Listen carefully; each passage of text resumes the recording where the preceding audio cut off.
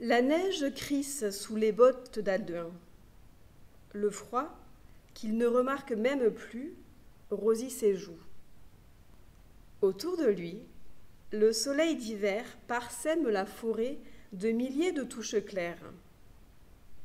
Un lièvre pointe les oreilles hors de son terrier. « Alduin !» l'appelle une voix au-dessus de lui. « Oh, Alduin, tu montes ?» Le garçon lève la tête. Tout en haut d'un sapin, les cheveux roux de Léna flamboient parmi les aiguilles vert sombre. Alduin soupire.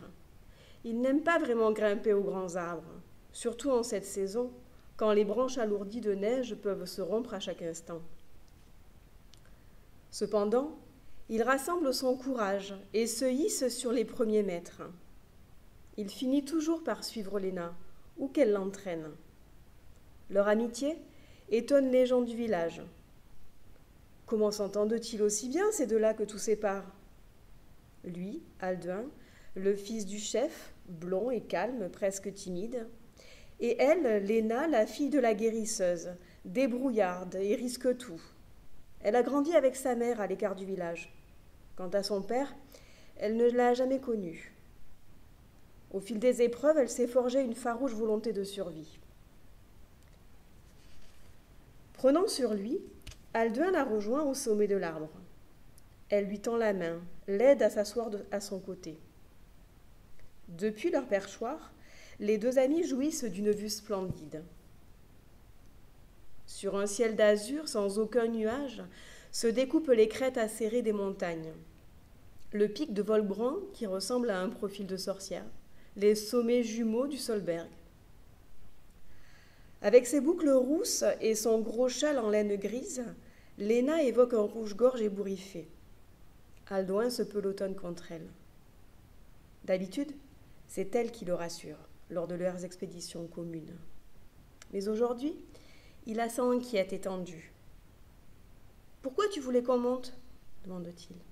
« Pour te montrer quelque chose, là. » Elle lui désigne du doigt un point loin devant eux, au-delà de la forêt, dans les névés, les neiges éternelles. Quelque chose étincelle près de la base du Brau, un couloir étroit entre deux pentes abruptes. « Je ne comprends pas, » dit Alduin. « Qu'est-ce que c'est ? Des grimpeurs qui envoient des signaux ?» Léna secoue la tête. « Non, ça brille trop, et puis ça bouge, regarde. » Alduin plisse les paupières pour mieux voir. L'éclat lumineux se déplace. Sur la neige, même à cette distance, il brille si fort qu'il en fait mal aux yeux. Le garçon est saisi d'un mauvais pressentiment.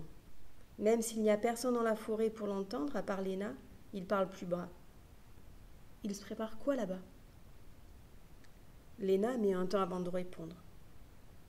Les guerriers de glace, je crois. Elle ravale sa salive. Alduin pâlit. Un frisson glacé lui secoue l'échine, malgré sa pelisse en renard. Son ami conclut dans un souffle. Je crois que ce sont les guerriers de glace qui brillent là-bas. Ils reviennent.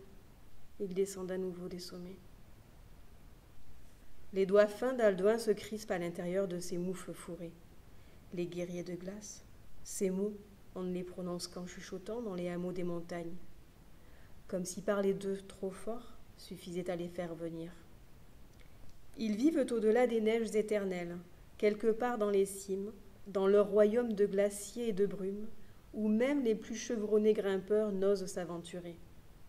La dernière fois qu'ils sont venus dans le village, Alduin avait 4 ans.